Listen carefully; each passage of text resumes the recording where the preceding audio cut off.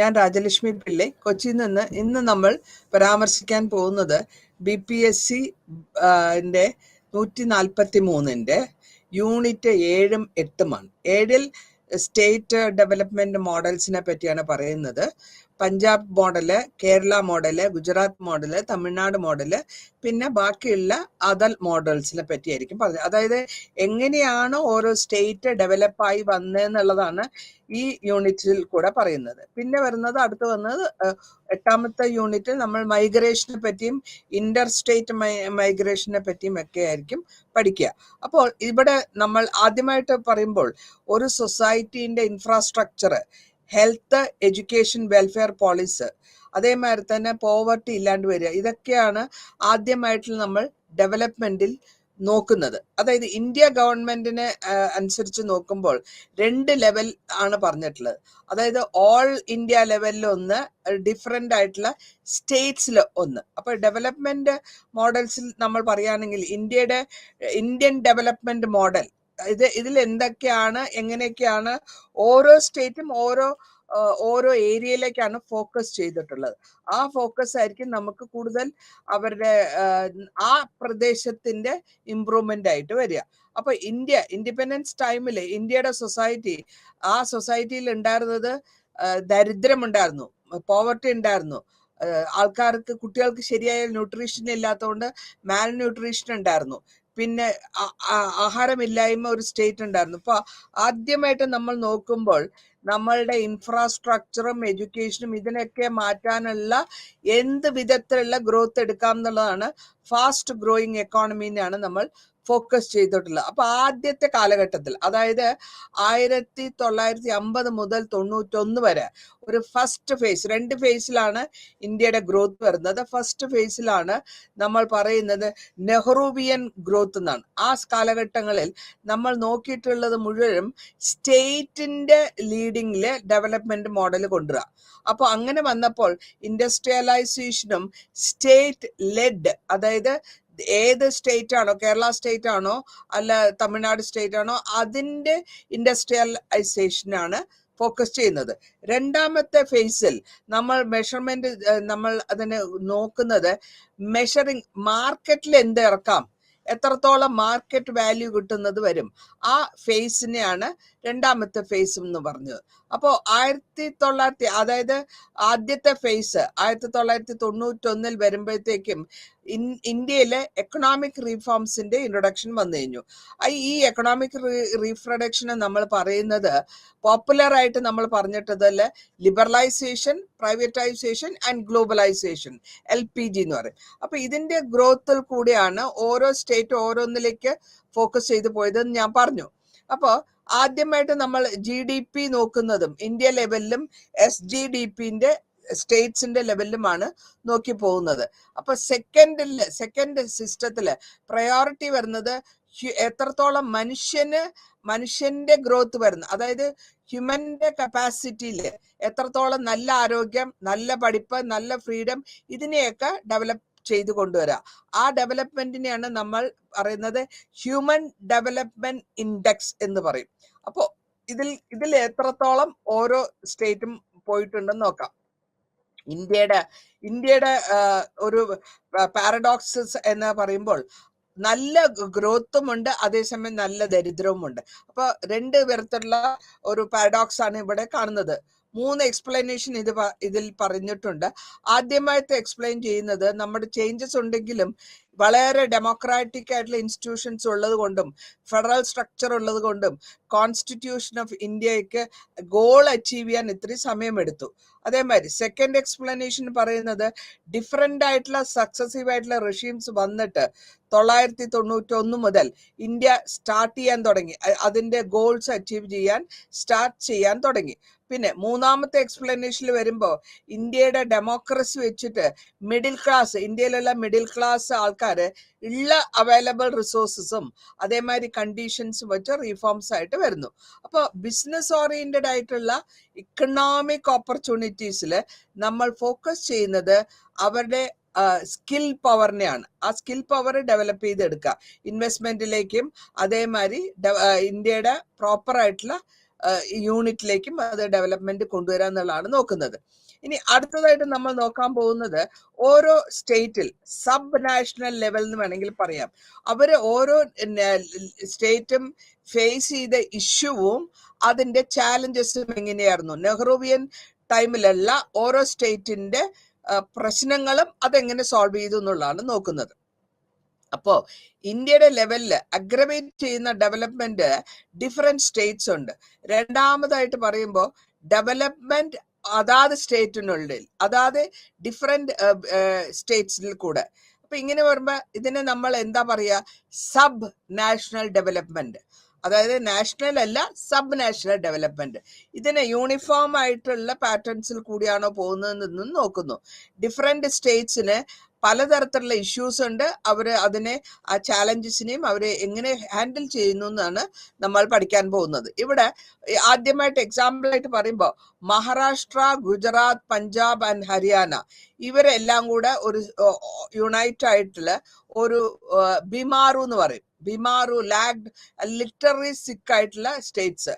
പിന്നെ നമ്മൾ കാണുന്നത് ബീഹാർ, മധ്യപ്രദേശ്, രാജസ്ഥാൻ ആൻഡ് ഉത്തർപ്രദേശ് ഇവരെല്ലാം കൂടെ അൺഈവൻ ആയിട്ടുള്ള ഒരു സ്ട്രക്ചറൽ ഇൻഇക്വാളിറ്റീസ് ഉള്ള കൺട്രികൾ. ഇത് മാത്രമല്ല ഡിസ്ക്രിമിനേഷനും ഇവിടെ കാണാൻ പറ്റും. സ്റ്റേറ്റിന്റെയും സെൻട്രൽ ഗവൺമെന്റിന്റെയും ഡിസ്ക്രിമിനേഷനും ഇവിടെ കാണാൻ പറ്റുന്നുണ്ട്. അതേമാതിരി തന്നെ ബാക്ക്വേർഡ് റീജിയൻസും ഡിമാൻഡ് ക്രിയേഷൻ സെപ്പറേറ്റ് സ്റ്റേറ്റ് വേണം എന്നുള്ള ആ ഡിമാൻഡും അങ്ങനെ വരുന്നു. പിന്നത്തെ ഇഷ്യൂ എന്താന്ന് വെച്ചാല് തെലുങ്കാനയില്, ആന്ധ്രാപ്രദേശിലെ തെലുങ്കാന, അതേമാതിരി തന്നെ ജാർഖണ്ഡ് ആൻഡ് ഛത്തീസ്ഗഡ്, ബീഹാറിൽ മധ്യപ്രദേശിൽ നിന്നുള്ള അവരുടെ തനിയായിട്ടുള്ള, അതായത് സ്വന്തമായിട്ടുള്ള സ്ഥലം വേണമെന്നുള്ള ആ ആവശ്യം ഉന്നയിക്കുകയും അങ്ങനെയാണ് ഉത്തരാഖണ്ഡ് എന്നുള്ള ഒരു സ്റ്റേറ്റ് വരുന്നതും. അതേമാതിരി തന്നെ അവരുടെ ഇക്കണോമിക്കലായിട്ടും റീജിയണൽ ബാക്ക്വേർഡ്നെസ്സും ഇങ്ങനെ വരുന്നുണ്ട്. അപ്പൊ ഈ 3 സ്റ്റേറ്റ്, അതായത് ജാർഖണ്ഡ്, ഛത്തീസ്ഗഡ് ആൻഡ് ഉത്തരാഖണ്ഡ്, ഇതാണ് റീസെന്റ് ആയിട്ടുള്ള സ്റ്റേറ്റിൽ നിന്നും വന്ന പുതിയ ബീമാറു സ്റ്റേറ്റ്സ് ആയിട്ട് മാറുന്നത്.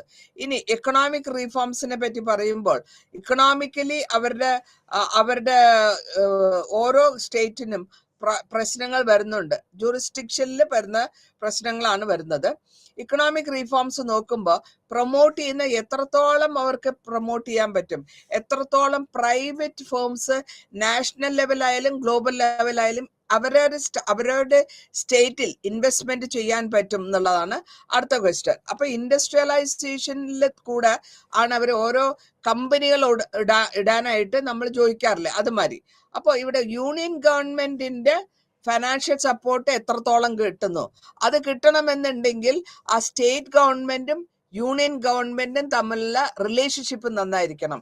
അപ്പൊ അതാണ് നമ്മൾ കണ്ടുവരുന്നത്. കേരള സ്റ്റേറ്റ് എപ്പോഴും പരാതി പറയാറുണ്ട്, യൂണിയൻ ഗവൺമെന്റ് നമ്മളെ സപ്പോർട്ട് ചെയ്യുന്നില്ല എന്ന്. കാരണം അവർക്ക് യൂണിയൻ ഗവൺമെന്റിന്റെ സപ്പോർട്ടിംഗ് ആയിട്ടുള്ള ഗവൺമെന്റ് അല്ല ഇവിടെ കേരള ഗവൺമെന്റ് എടുത്ത് പറയുമ്പോൾ നമ്മൾ എക്സാമ്പിൾ ആയിട്ട് പറയുകയാണ് ഞാൻ, അതിൽ ഇവിടെ ക്രിട്ടിക്കലായിട്ട് അവർ ക്രിട്ടിസൈസ് ചെയ്യാണ് യൂണിയൻ ഗവൺമെന്റ്. അതായത് BJP സെൻട്രൽ ഗവൺമെന്റ് ആണെങ്കിൽ ഇവിടെ BJP ഒരിക്കലും ജയിച്ചിട്ടില്ല, അപ്പൊ അവർക്ക് സപ്പോർട്ട് കുറഞ്ഞു പോകുന്നുള്ള ഒരു തോന്നലാണ് അവർ പറയുന്നത്. പക്ഷെ അങ്ങനെയല്ല ആക്ച്വലായിട്ട് നോക്കുമ്പോൾ. നമ്മൾ അതിനെപ്പറ്റി ഡീറ്റെയിൽ പോകുന്നില്ല. ഇവിടെ സ്റ്റേറ്റിന്റെ ഓരോ സ്റ്റേറ്റിന്റെ, അതായത് ഗുജറാത്ത്, തമിഴ്നാട്, ആന്ധ്രാപ്രദേശ് ഇവരുടെ റീഫോംസ്, ഇവർ റീഫോം എടുത്തത് അത് നോൺ കോൺഗ്രസ് ഗവൺമെന്റ് ആയിട്ടുള്ള പ്രോ ആക്റ്റീവ് ആണ് അവരുടെ ഇപ്പൊ ഇവർ റെഡ്യൂസ് ചെയ്തത് financial and industrial development union ഗവൺമെന്റിൽ നിന്നുള്ള സപ്പോർട്ട് കുറച്ചുകൊണ്ടാണ് അവർ മുന്നേറിക്കൊണ്ടിരിക്കുന്നത്. റീജിയണൽ പാർട്ടീസ്, അതായത് ഇൻഡിവിജ്വൽ ലീഡേഴ്സ് ആണ് ഇവിടെ വളരെ ക്രിട്ടിക്കൽ ആയിട്ടുള്ള ഒരു പ്രപ്പോസൽ കൊണ്ടുവരുന്നത്. അതിൽ എന്താന്ന് വെച്ചാൽ ആന്ധ്രാപ്രദേശ് ചന്ദ്രബാബു നായിഡു പിന്നെ ചീഫ് മിനിസ്റ്റർ പ്രൊമോട്ട് ചെയ്യുന്നു, ഐ ടി കമ്പനികളെ പ്രൊമോട്ട് ചെയ്യുന്നു. അതേമാതിരി ഹൈദരാബാദില് അവര് വലിയ ഡെവലപ്മെന്റ് കൊണ്ടുവന്നു. അതായത് ചീഫ് മിനിസ്റ്റർ ആയിരുന്ന ജയലളിത ഉള്ള സമയത്ത് അവർ തമിഴ്നാട് പ്രൊമോട്ട് ചെയ്തു. ആ തമിഴ്നാട്ടിൽ പ്രൊമോട്ട് ചെയ്യുമ്പോൾ മാനുഫാക്ചറിങ് യൂണിറ്റിനെയാണ് അവര് സപ്പോർട്ട് ചെയ്തത്. അതേമാതിരി ഗുജറാത്തില് ആ കാലഘട്ടങ്ങളിൽ ഗുജറാത്തില് നരേന്ദ്രമോദി ആയിരുന്നു ചീഫ് മിനിസ്റ്റർ. ആ കാലഘട്ടത്തിൽ വളരെ ഫാസ്റ്റ് ആയിട്ടുള്ള ഇൻഡസ്ട്രിയൽ ഡെവലപ്മെന്റും അങ്ങേരെ ചീഫ് മിനിസ്റ്ററായിട്ട് സപ്പോർട്ട് ചെയ്തിട്ടുണ്ട്. പിന്നെ ജാർഖണ്ഡ്, ഛത്തീസ്ഗഡ്, ഉത്തരാഖണ്ഡ്, ഹിമാചല് ഇതെല്ലാം ഇൻഡസ്ട്രിയലൈസേഷനിലേക്ക് വേണ്ടിയിട്ടുള്ള പ്രൊമോഷൻ ചെയ്യുകയും ഇന്ത്യയിലത്തെയും ഗ്ലോബൽ ഇൻവെസ്റ്റേഴ്സും ഇവരെ എസ്റ്റാബ്ലിഷ് ചെയ്യാൻ അവരുടെ ഫാക്ടറികളും കമ്പനികളും ഇന്ത്യയിൽ എസ്റ്റാബ്ലിഷ് ചെയ്യുമ്പോൾ അതൊക്കെ ഒരു പുതിയ തരത്തിലുള്ള ഹബ്ബായിട്ട് മാറുകയാണ്. അപ്പൊ അങ്ങനെ സ്റ്റേറ്റ്സിൽ കൊണ്ടുവന്നിട്ട് ഇവിടെ നമുക്ക് പഞ്ചാബിൽ എടുക്കുമ്പോൾ അഗ്രികൾച്ചറൽ റിലേറ്റഡ് ആയിട്ട് മോഡേണൈസേഷൻ വരുന്നു. അതേമാതിരി ഫാർമർ അഗ്രികൾച്ചർ എന്ന് വെച്ചാൽ കൃഷിക്ക് കർഷകനുള്ള സ്പെസിഫിക് ആയിട്ടുള്ള ഇൻസെന്റീവ്സും വരുന്നു. നമ്മുടെ കേരളത്തിലാണെങ്കിൽ നമ്മൾ ഫോക്കസ് ചെയ്തിട്ടുള്ളത് ഡെവലപ്മെന്റ് ഏത് ചില എഡ്യൂക്കേഷനും സ്കിൽ ഡെവലപ്മെന്റിലും പിന്നെ കൃഷിയിലും. അപ്പൊ അങ്ങനെ ഓരോ കൺട്രിയും അതാത് വിധത്തിലാണ് പ്രൊമോഷൻ ചെയ്തു പോവുക. പിന്നെ ഇത് കൂടാണ്ട് സ്പെഷ്യൽ ആയിട്ടുള്ള ഇക്കണോമിക് സോൺസ് ഉണ്ടാക്കുകയും അതിൽ ഇൻഡസ്ട്രീസിനെ ഡെവലപ്പ് ചെയ്യുക. അതേമാതിരി തന്നെ ലാൻഡ് എടുത്തിട്ട് സ്പെഷ്യൽ ഏരിയാസ് ലാൻഡ് അക്വിസിഷനിൽ കൊണ്ടുവരിക. ലാൻഡ് അക്വയർ ചെയ്തിട്ട് ഫാർമേഴ്സിന്റെ ലെവലിലുള്ള കർഷകരുടെ ലെവലിൽ അവരുടെ പൊളിറ്റൈസേഷനും അവരുടെ പാർട്ടീസിനും വേണ്ട വിധത്തിലുള്ള സഹായം ചെയ്ത് അതായത് ഹബ്ബാക്കി മാറ്റി അല്ലെങ്കിൽ സ്പെഷ്യൽ സോൺ ആക്കി മാറ്റുന്നുണ്ട്. ഇപ്പോൾ അങ്ങനെ വരുമ്പോൾ ഫസ്റ്റ് സെഞ്ചുറിയിൽ തന്നെ ഇന്ത്യയിലെ ലാൻഡ് അക്വിസിഷൻ നടന്നിട്ടുണ്ട്. അതേമാതിരി തന്നെ വയലൻസ് നന്ദിഗ്രാമത്തിലെ വയലൻസും സിംഗാപ്പൂരിലും വെസ്റ്റ് ബംഗാളിലും ലാൻഡ് എടുത്തതിന്റെ ലാൻഡ് അക്വിസിഷൻ ബേസ്ഡ് ആയിട്ടുള്ള നമുക്ക് കാണാൻ പറ്റുന്ന ഒരു ഡിസ്റ്റർബൻസ് കാണുന്നുണ്ട്. ഇനി ഡെവലപ്മെന്റ് നോക്കുമ്പോൾ സ്റ്റേറ്റിന്റെയും അതായത് മോഡൽ ഓരോ ഡെവലപ്മെന്റ് ഓരോ സ്റ്റേറ്റിനെ മോഡൽ ചെയ്തു എന്ന് ഞാൻ നേരത്തെ പറഞ്ഞു. അതായത് ഓരോ സ്റ്റേറ്റിനെയും പ്ലേ ചെയ്യുന്ന ലീഡർഷിപ്പും അവരുടെ പാർട്ടിയും അവരുടെ സ്റ്റേറ്റിന്റെ പോളിസികളും ഒക്കെയാണ് ഡെവലപ്മെന്റ് സ്ട്രക്ചറിൽ വരിക. റോഡ് അല്ലെങ്കിൽ പഠിത്തം, ഹെൽത്ത് എഡ്യൂക്കേഷൻ, പോവർട്ടി മാറ്റുന്ന programmes, social welfare programmes, status of human rights, ഇതിനൊക്കെ സ്കോളേഴ്സ് ഉപയോഗിക്കുന്ന സ്റ്റേറ്റ് മെഷർ ലെവലും ഇതിന് ഒരു സിദ്ധാന്തമായിട്ട് വരുന്നു. ഇനി ഐസൊലേഷനായിട്ട് വരുമ്പോൾ സോഷ്യൽ വെൽഫെയർ ഡിപ്പാർട്ട്മെന്റും ഹ്യൂമൻ കപ്പാബിലിറ്റീസും ഒക്കെ എടുത്ത് നമുക്ക് ഹ്യൂമൻ ഡെവലപ്മെന്റിൽ കൊണ്ടുവരാം. സ്റ്റേറ്റിന്റെ അതായത് ഏതൊക്കെ സ്റ്റേറ്റാ നോക്കിയാല് കേരള, ഗുജറാത്ത്, പഞ്ചാബ്, ഗോവ, കർണാടക, മഹാരാഷ്ട്ര ഇവര് മുഴുവനും ഗ്രോത്ത് കാണിച്ചിട്ടുള്ളത് ഇക്കണോമിക് ഗ്രോത്തിലാണ്. മോഡസ്റ്റായ ഹ്യൂമൻ ഡെവലപ്മെന്റും ഇക്കണോമിക് ഗ്രോത്തിലും. അതേപോലെ ബീമാർ സ്റ്റേറ്റ്സ് നേരത്തെ ഞാൻ പറഞ്ഞു, ഒഡീഷ, ഉത്തരാഖണ്ഡ്, ജാർഖണ്ഡ്, ഛത്തീസ്ഗഡ് ഇവര് കണ്ടിന്യൂ ചെയ്തത് അവരുടെ ഡെവലപ്മെന്റ് ക്രൈസിസിലാണ്. അതേമാതിരി തന്നെ ബാക്കിയുള്ള സ്റ്റേറ്റ്സും ഓരോ അവരുടെ ആട്രിബ്യൂട്ട് ചെയ്തു വരുന്നത് ഉത്തർപ്രദേശില്. ഇത് കൂടാണ്ട് നമ്മൾ കാണാൻ പറ്റും പ്രോ ബിസിനസ് ആയിട്ടുള്ള ബിസിനസ് സപ്പോർട്ടും വെസ്റ്റ് ബംഗാൾ ചെയ്തത് റെഡ്യൂസ് ചെയ്തു. എത്രത്തോളം അവരുടെ ഭക്ഷ്യക്ഷാമം, പോവർട്ടി എത്രത്തോളം കുറയ്ക്കാൻ പറ്റുന്നുള്ളതാണ് അവരുടെ കാലം. ഗുജറാത്ത് നോക്കിയത് ഹയർ ആയിട്ടുള്ള ഫോറിൻ നിന്ന് ഡയറക്റ്റ് ആയിട്ടുള്ള ഇൻവെസ്റ്റ്മെന്റ്, ആ ഇൻഡസ്ട്രിയൽ ഗ്രോത്തിലേക്കും അതിന്റെ ഇൻഡസ്ട്രി തുടങ്ങാൻ ഫോറിൻ ഗവൺമെന്റ് ആണ് ഗുജറാത്തില് ഇൻവെസ്റ്റ് ചെയ്തിരുന്നത്. ഇത് പിന്നെ അടുത്ത് നമ്മൾ പഠിക്കാൻ പോകുന്നത് പഞ്ചാബ് മോഡലിൽ അവരെന്താ ചെയ്തതെന്ന് വെച്ചാൽ Haryana, western region of Punjab ഇതെല്ലാം കൂടെ അവർ ഇന്ത്യയുടെ സെൽഫ് സഫീഷ്യൻസി ഫുഡ് പ്രൊഡക്ഷനിലാണ് അവർ ഫോക്കസ് ചെയ്തത്. അതായത് 1960-ിലൊക്കെ ഷോർട്ടേജ് ഉണ്ടായിരുന്നു. പക്ഷെ ഈ ക്രൈസിസ് വരാൻ കാരണം ആ സമയത്തിലുള്ള 60-ലുള്ള വാറാണ്. ചൈനയുടെ വാറും മൺസൂൺ ഫെയിലിയറും ഇന്ത്യയെ അഫക്ട് ചെയ്തത് ഷോർട്ടേജ് ഓഫ് ഫുഡിലാണ്. അപ്പോൾ നമ്മൾ ഇവിടെ കാണുന്നു ഗ്രീൻ റെവല്യൂഷൻ ഉപയോഗിക്കുക. ഗ്രീൻ റെവല്യൂഷൻ വരുമ്പോഴത്തേക്കും ഹൈ ക്വാളിറ്റി ഈൽഡ് സീഡ്സിനെ ഉപയോഗിക്കുക, കെമിക്കൽസ് ഉപയോഗിക്കുക, ഫെർട്ടിലൈസേഴ്സ് ഉപയോഗിക്കുക, മെഷീനറി വെച്ചിട്ട് കൺട്രിയുടെ ഫുഡ് പ്രൊഡക്ഷൻ കൂടുതലാക്കി. അങ്ങനെയാണ് പഞ്ചാബ് വളരെ ഗ്രീൻ റെവല്യൂഷൻ വളരെ കാര്യമായിട്ട് യൂട്ടിലൈസ് ചെയ്ത് പ്രൊഡക്ഷൻ ഇൻക്രീസ് ചെയ്തു, ഇന്ത്യയെ സെൽഫ് സഫീഷ്യന്റ് ആക്കി മാറ്റുകയും ചെയ്തു. അപ്പൊ അവിടെ അവർ ഉപയോഗിച്ചിരുന്നത് irrigation system, inputs, tractors, tools, agricultural ട്രാൻസ്ഫോർമേഷനിലേക്ക് ഒരുപാട് കൊണ്ടുവന്നു. അങ്ങനെ അതിന് മിനിമം സപ്പോർട്ട് പ്രൈസ് കൊടുക്കുകയും അതേമാതിരി സ്റ്റേറ്റ് പ്രൊക്യൂർമെന്റ് ഉള്ള പ്രോഗ്രാംസിൽ ഗവൺമെന്റിന്റെ സപ്പോർട്ട് സ്റ്റേറ്റ് ഫാർമേഴ്സിനും കൃഷിക്കാർക്കും നല്ല സപ്പോർട്ട് കൊടുക്കുകയും ചെയ്തു. പിന്നെ മാത്രമല്ല അവിടെ ഒരു പഞ്ചാബില് ഒരു ക്ലാസ് ഫോർമേഷൻ ഉണ്ടാകുകയും അതിൽ കൂടി അവരുടെ ആൾക്കാർക്ക് കമേഴ്സ്യൽ റേറ്റിലുള്ള ഫാർമേഴ്സിനുള്ള ഹെൽപ്പും ഗവൺമെന്റ് കൊടുത്തിട്ടുണ്ട്. പിന്നെ പഞ്ചാബിന്റെ പെർ ക്യാപിറ്റ തന്നെ ഇന്ത്യൻ ആവറേജിനെ സർപ്പാസ് ചെയ്ത് വരികയും ചെയ്തു. അപ്പൊ അങ്ങനെ പഞ്ചാബിന്റെ മോഡലിൽ ഇന്ത്യ വളരെ സക്സസ്ഫുൾ ആയിട്ടുള്ള ഒരു കൺട്രി ഡെവലപ്മെന്റ് കാണിക്കുന്നു പോസ്റ്റ് ഇൻഡിപെൻഡന്റ് പീരീഡ് ടൈമിൽ. ഇതിനുശേഷം നമുക്ക് കാണാൻ പറ്റുന്നത് ഓവർ എംഫസൈസ് കൊടുത്ത അഗ്രികൾച്ചറിൽ വളരെ മൾട്ടിപ്പിൾ പ്രോബ്ലംസ് പഞ്ചാബ് ഫേസ് ചെയ്തു. അതായത് അവരുടെ ഇൻഡസ്ട്രിയൽ സെക്ടർ വിറ്റ്നസ് ചെയ്യാൻ തുടങ്ങിയ ഒരു ഡിക്ലൈൻ. പിന്നെ അവര് ഡിക്ലൈൻ സോയിൽ ക്വാളിറ്റിയും കുറഞ്ഞു, അതായത് over use of chemicals and fertilisers കാരണം. പിന്നെയാണ് അവര് ഫുഡ് കോർപ്പറേഷൻ ഓഫ് ഇന്ത്യ എടുത്ത് അവര് ഇലക്ട്രിസിറ്റി, വാട്ടർ, സബ്സിഡി ഇതിലൊക്കെ കൂടെ വിഡ്രോ ചെയ്ത് വിറ്റ്നസിങ് ആയ ഗ്രോത്ത് റേറ്റിനെ ഒരു വിധത്തിൽ ഒന്ന് അഗ്രികൾച്ചർ റിഡക്ഷൻ ചെയ്തു. അതിന് ശേഷം ഈ ഫാർമേഴ്സ് ഒക്കെ സൂയിസൈഡ് ചെയ്യാനും ഇപ്പോഴും പഞ്ചാബിന്റെ അഗ്രികൾച്ചറൽ കർഷകർ യൂണിയൻ ഗവൺമെന്റിന്റെ അടുത്ത് എപ്പോഴും ഫൈറ്റിന് വരാറുണ്ട് അവരുടെ ഡിമാൻഡ് വെച്ചുകൊണ്ട്. അങ്ങനെയാണ് ആ ക്രൈസിസ് വരുന്നത് 1980. ഇനി കേരള മോഡൽ എന്നാണെങ്കിൽ കേരള മോഡലിൽ കൂടുതലായിട്ട് നമ്മൾ ഫോക്കസ് ചെയ്തത് ഞാൻ നേരത്തെ പറഞ്ഞു എഡ്യൂക്കേഷനും ഹെൽത്തിനെയാണ്. ഈ ഹെൽത്തിൽ കൂടെ കേരളയുടെ ഡെവലപ്മെന്റ് ഇൻഡിക്കേറ്റ് ചെയ്യുന്നത് ഏതൊക്കെ ഏരിയ വെച്ചാൽ ഹെൽത്ത്, എഡ്യൂക്കേഷൻ, വുമൺ വെൽഫെയറിനിസം. അപ്പൊ കേരള ഗവൺമെന്റിന്റെ ഡെവലപ്മെന്റിൽ കൂടെ ഇൻട്രൊഡ്യൂസ് ചെയ്ത വെൽഫെയർ പ്രോഗ്രാംസിൽ കൂടെയും ആൾക്കാരുടെ ഇൻകം കൂടുതലാക്കി. അപ്പോൾ പിന്നെ അവര് കോപ്പറേറ്റീവ് സൊസൈറ്റീസ് ഉണ്ടാക്കുകയും ടൂറിസം ഡെവലപ്പ് ചെയ്തു. അപ്പൊ അർബൻ ഏരിയാസിലുള്ള ഗ്രോത്ത് ഡെവലപ്പ് ചെയ്തു. അപ്പൊ ഈവൻ നൗ ഇന്ത്യയിലെ കേരള ഗവൺമെന്റ് അത് തന്നെയാണ് കണ്ടിന്യൂ ചെയ്തുകൊണ്ടിരിക്കുന്നത്. ഒരു ടൂറിസം മൂവ്മെന്റ് വരുന്നുണ്ട് വളരെ സൂണായിട്ട്. പിന്നെ വെസ്റ്റ് ബംഗാളിൽ അവർ നോക്കിയത് ലെഫ്റ്റ് ഫ്രണ്ട് ആണെങ്കിൽ കൂടിയും അവർ ഫോക്കസ് ചെയ്തത് അർബനൈസേഷനും ഇൻഡസ്ട്രിയലൈസേഷനും കൂടിയിട്ടാണ്.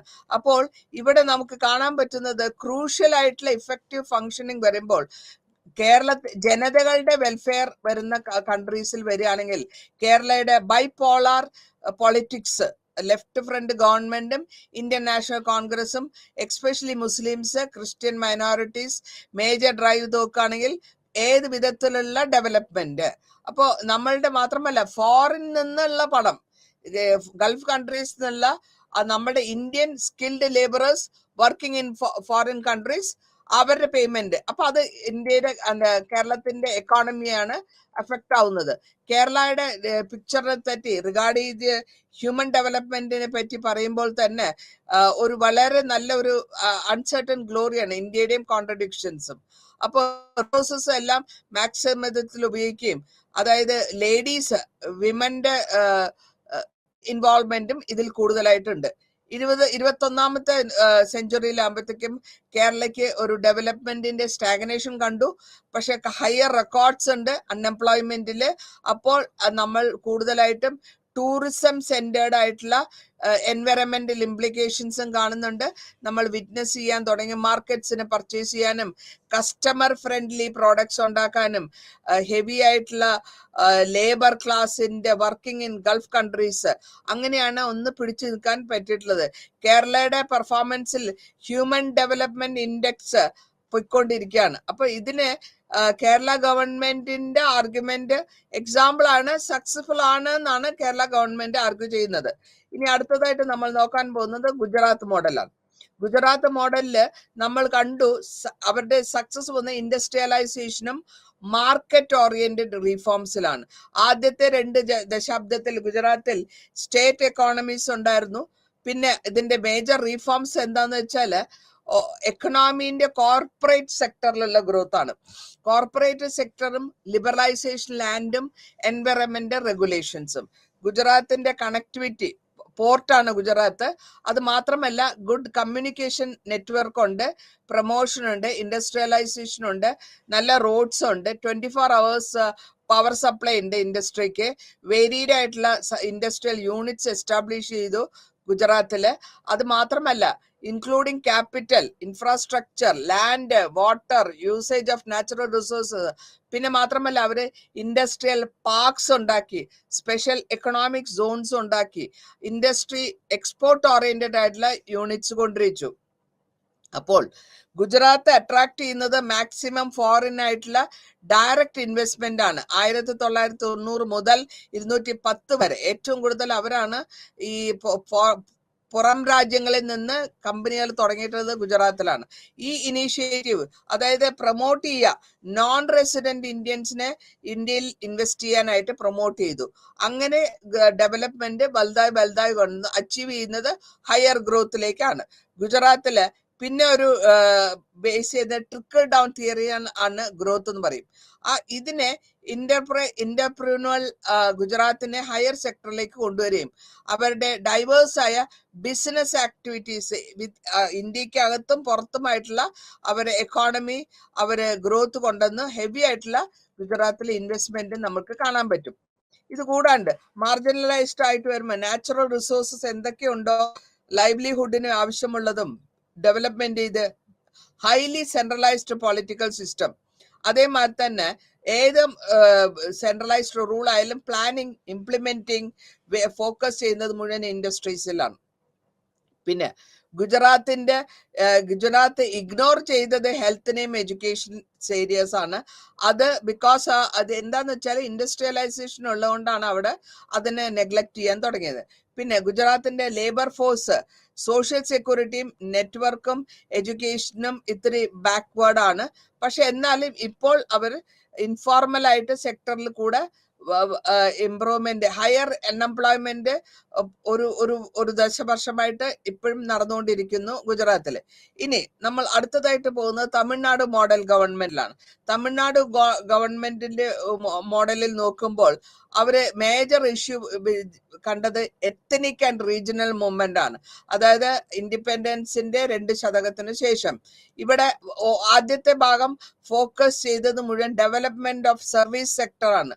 അത് രണ്ടാമത്തെ ഭാഗം റിഡക്ഷൻ ഓഫ് പോവർട്ടി, അല്ലെങ്കിൽ എത്രത്തോളം അവിടെ ദരിദ്രന്മാർ കൂടുതലാണ് അതിനെ കുറയ്ക്കാനാണ് സ്റ്റേറ്റ് ഗവൺമെന്റ് വെൽഫെയർ പ്രോഗ്രാംസ് കൊണ്ടുവന്നത്.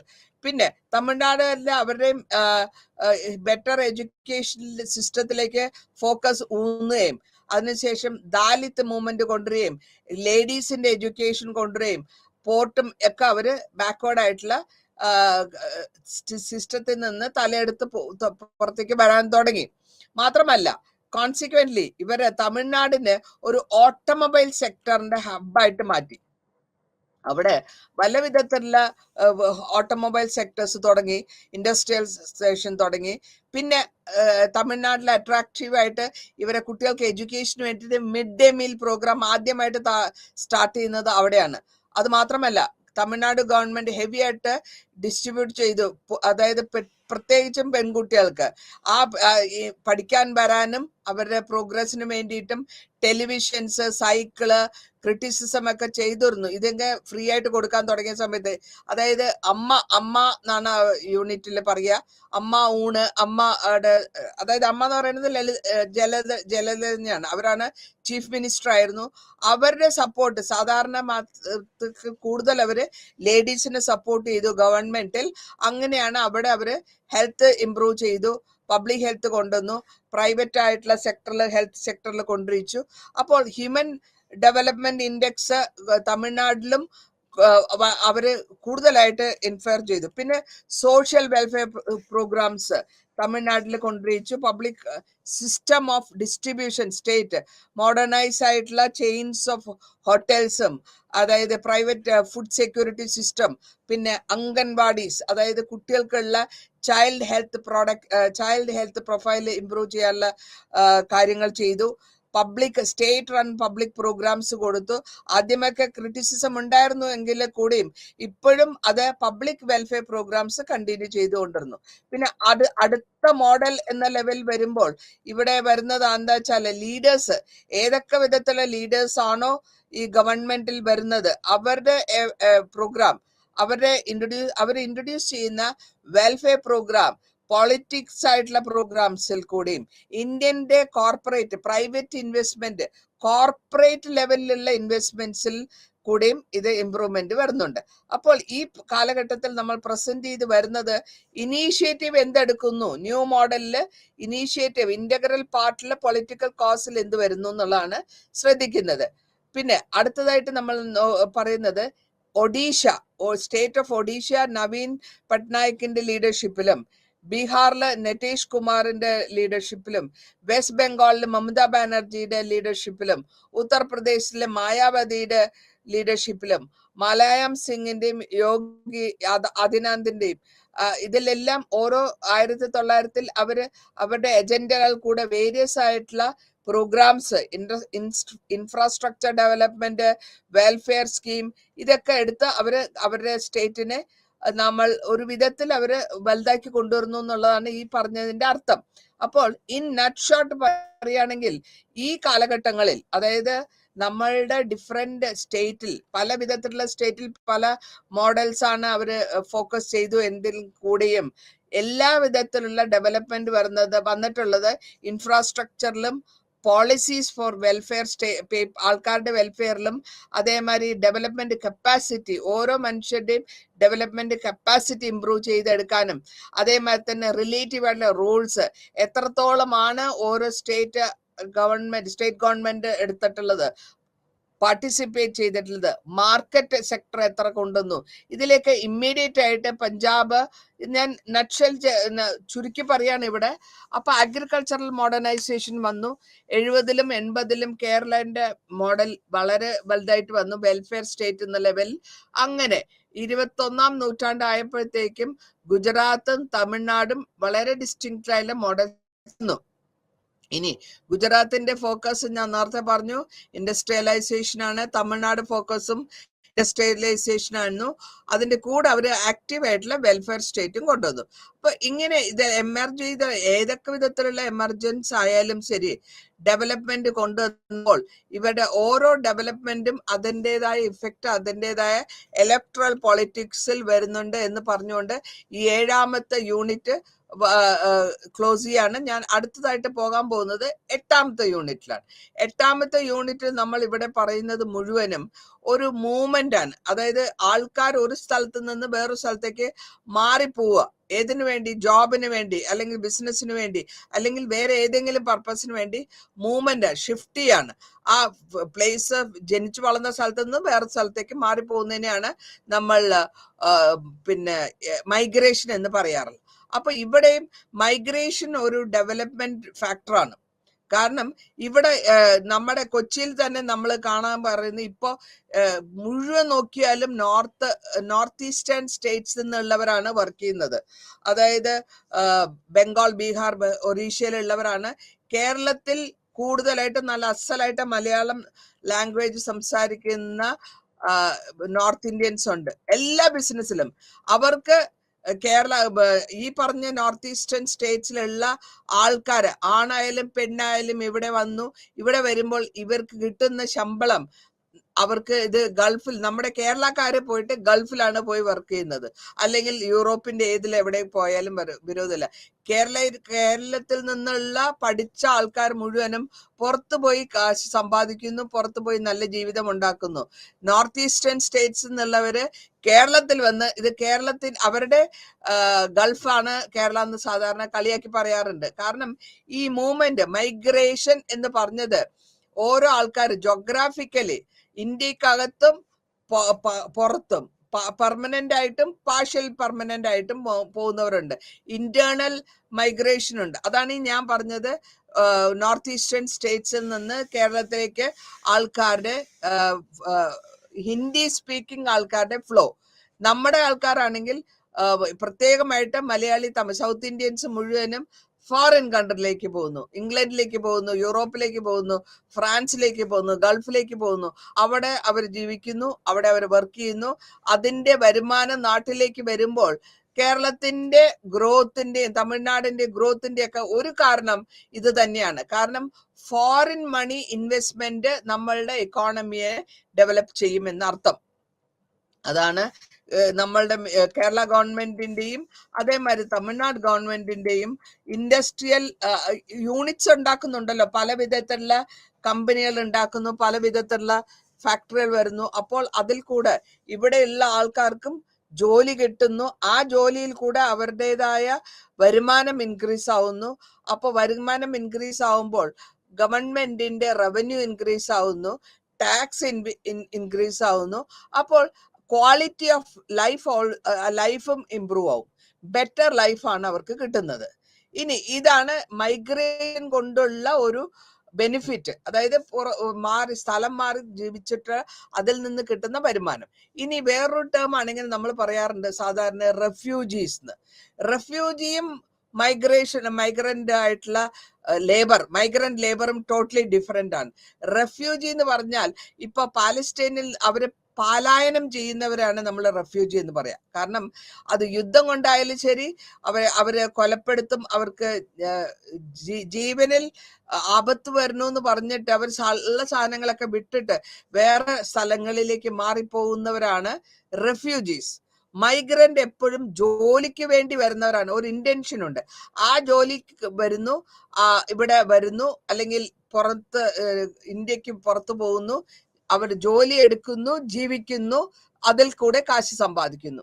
പക്ഷെ റെഫ്യൂജി എന്ന് പറയുന്നവര് ജീവന ആപത്ത് പേടിച്ചിട്ട് അവരുടെ സ്വന്തം സ്ഥലം വിട്ട് വേറെ ഏരിയയിൽ പോയി താമസിക്കുകയും അല്ലെങ്കിൽ വേറെ ഏരിയയിലേക്ക് റീഹാബിലിറ്റേറ്റ് ചെയ്യുന്നവരാണ് റെഫ്യൂജി എന്ന് പറയാം. അപ്പോൾ ഇവിടെ ഈ മൂവ്മെന്റ് ഇങ്ങനെ പലായനം ചെയ്യുമ്പോൾ അതിനെ എസ്കേപ്പിസം എന്ന് പറയാം. അതായത് ഇപ്പൊ ഹമാസിന്റെ അറ്റാക്ക് കാരണം ആൾക്കാർ അവിടെ ഭയങ്കരമായിട്ട് നിങ്ങൾ പേപ്പറിൽ കൂടിയും ഒക്കെ കാണുന്നുണ്ടാവും, എന്തോരം കുട്ടികളൊക്കെ അവര് കൊന്നൊടുക്കുന്നത്. അപ്പോൾ അങ്ങനെ വരുമ്പോൾ അവർക്ക് സ്ഥലമില്ല, വീടില്ല, കുട്ടികളില്ല, അച്ഛനില്ല, അമ്മയില്ല, ഇങ്ങനെ റെഫ്യൂജി ക്യാമ്പിൽ കൂടെ വരുന്നു. അങ്ങനെയാണ് ഈ ട്രഡീഷണൽ ആയിട്ടുള്ള റെഫ്യൂജി സിസ്റ്റം മാറിക്കൊണ്ട് വരുന്നത്.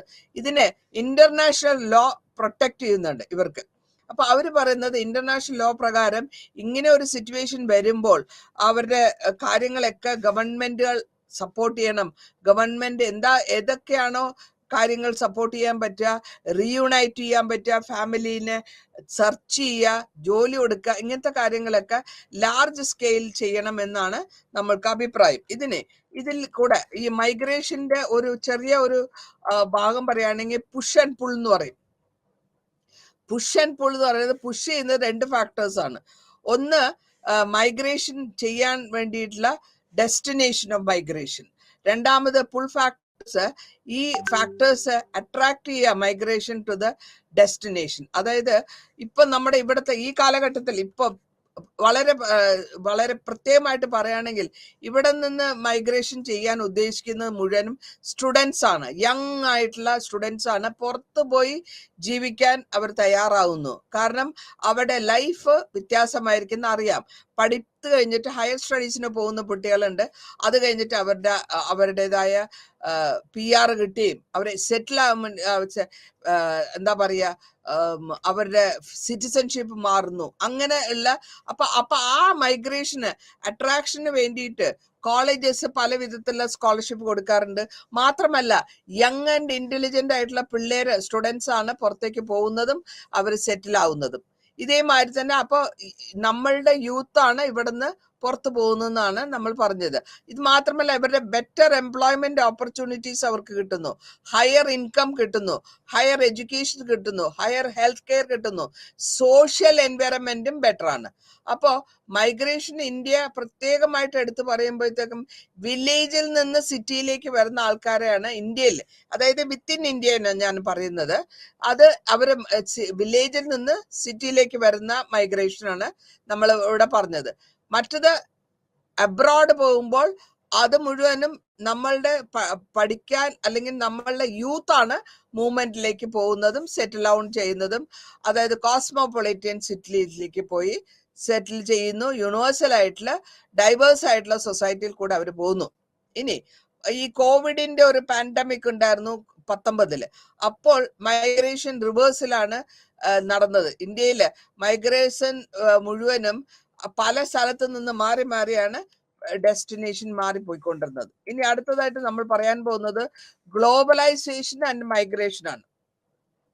ഗ്ലോബലൈസേഷൻ എന്ന് പറയുമ്പോൾ ഇന്ത്യയിലത്തെ വർക്ക്, അതായത് ഒരു പുഷ് ഫാക്ടറാണ് മൈഗ്രേഷൻ ചെയ്യാനായിട്ട്. ഇക്കണോമിക് റീഫോംസ് ഇൻട്രൊഡ്യൂസ് ചെയ്തു ഇന്ത്യയിൽ 91-ൽ. അതിന്റെ ഗ്ലോബലൈസേഷന്റെ പ്രോസസ്സിന്റെ ഭാഗമായിട്ടാണ് അത് വന്നത്. ഇതിൽ കൂടെ ഇൻട്രൊഡ്യൂസ് ചെയ്തത് ബാലൻസ് ഓഫ് പേയ്മെന്റ്, BOP എന്ന് പറയും, ക്രൈസിസിന്. ഇതിന് ഇന്ത്യ ഫേസ് ചെയ്തത് 1991-ൽ. ഗ്ലോബലൈസേഷൻ വഴി ഫോറിൻ ഡയറക്റ്റ് ഇൻവെസ്റ്റ്മെന്റ്, ഞാൻ നേരത്തെ പറഞ്ഞത് തന്നെ, FDI, ഇതിൽ റിലാക്സ് ചെയ്ത കൺട്രോൾ വരെയും സ്റ്റേറ്റ് റെഗുലേഷൻ വർത്തിച്ച് അത് ലൈസൻസ് കിട്ടാൻ, അതായത് ഒരു ബിസിനസ് നടത്തണമെങ്കിൽ ഗവൺമെന്റിന്റെ ലൈസൻസ് വേണം. ആ ലൈസൻസ് കിട്ടാനുള്ള മാർഗം.